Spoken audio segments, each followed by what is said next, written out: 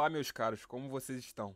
Estamos na corrida presidencial americana que está com a máquina a todo vapor, tendo lados antagonistas protagonizando junções em diversas áreas e ministérios. Desde já, a intervenção do atual presidente com a economia tem sido bem abrangente, mas a economia no próximo ano, quando os Estados Unidos poderão enfrentar uma revanche que definirá quem era o democrata Joe Biden e o ex-presidente republicano Donald Trump, poderá muito bem ser determinada ou prejudicada pelas próximas decisões do Fed sobre quantas taxas de juros precisam subir e se o viés da política monetária continuará inclinando para o controle da inflação, mesmo com o possível custo de uma recessão. Apesar do consenso sobre a redução da inflação, o Fed está em um ponto em que as opiniões sobre a necessidade e os momentos de aumento adicionais da taxa de juros podem começar a divergir. Assim como aconteceu com os presidenciáveis do passado, a forma como esse debate será resolvido poderá fazer a diferença entre uma economia benigna em um ano eleitoral e uma economia corrosiva. Para Biden, o sucesso ou fracasso da política do Fed pode significar uma aterrissagem suave, decrescimento econômico contínuo, inflação mais baixa e desemprego apenas modestamente mais alto. Ou pode forçá-lo a fazer uma campanha em um cenário de aumento de desemprego, preços teimosamente mais altos e taxas de juros punitiva para qualquer pessoa que tente comprar uma casa ou um carro e financiar o negócio. O resultado da batalha do Fed contra a inflação ainda pode levar meses para ser revelado. O quanto mais próximo do dia das eleições, pior para Biden,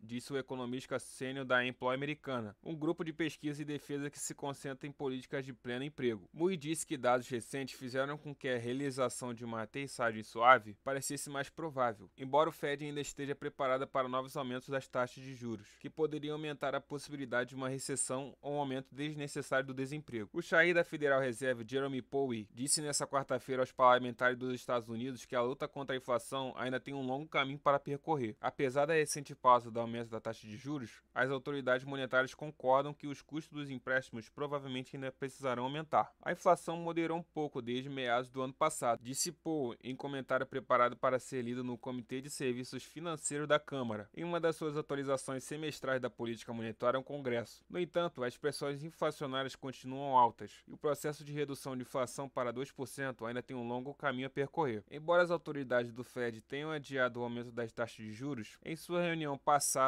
Powell chamou isso de um exercício de prudência, dando tempo para coletar mais informações antes de decidir sobre novos aumentos das taxas de juros que o Fed acredita que serão necessários até o final do ano. Powell e os 3 indicados aos cargos da diretoria da Fed prestam depoimento para o Capitólio. Durante várias horas de audiência, um conjunto de pontos de vista que podem moldar amplamente as condições econômicas enfrentadas pelo país durante uma campanha eleitoral presidenciável contenciosa no próximo ano. Os temas soaram familiares. A inflação ainda está muito alta e a taxa de juros precisa parecer restritiva para combatê-la. O mercado de trabalho continua forte e pode até precisar enfraquecer um pouco para que os preços esfriem. As falências de bancos em março não abalaram o sistema financeiro de forma fundamental. A mensagem de Powell sobre o combate à inflação foi repetida por outros depoimentos nas últimas semanas. A economia enfrenta vários desafios, incluindo a inflação, o estresse do setor bancário e a instabilidade geopolítica. O Federal Reserve deve permanecer atento a todos eles, disse o diretor da Fed, Philip Jefferson, em depoimento preparado